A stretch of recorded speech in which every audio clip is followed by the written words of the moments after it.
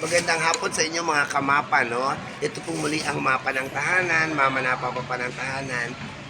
Ngayong araw ito gusto lang po ibahagi kung ang itong blessing na natanggap ko kanina sa isa sa mga estudyante ko. Ito po, oh.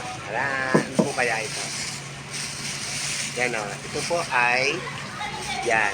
May idea na ba kayo kung ano to? Ito ay tagapulot sa Ilocano pero panotsa ito sa Tagalog. No, inilalagay nila yan sa bao, nagiging ganyan.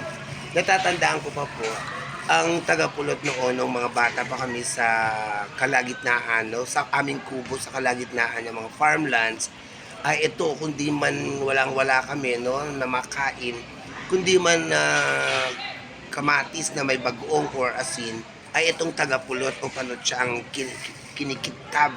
Ibig sabihin, inaangasab namin ganun o inuuka-uka, tapos ilalagay, sasamahan namin katumbas nito ang kaning mainit. Ayan, ganito pong itsura niya, no? Yan, no? Para lang siyang bao.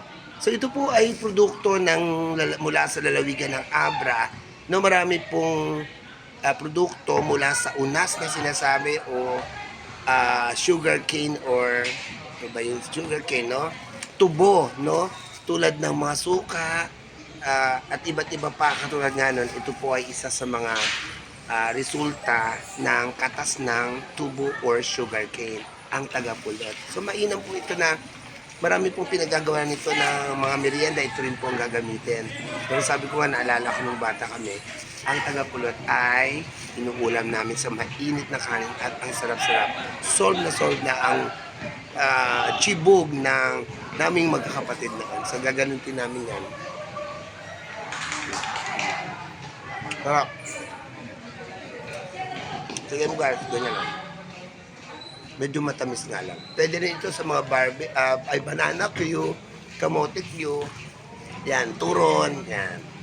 At syempre yung iba't iba pang mga produkto mula sa Abra, gaya ng mga kaskaron, mga kakanin. So yun lang po, gusto ko lang i-share, no, saglit kung ano ang tagapulot o panot siya. So, bye. Thank you guys.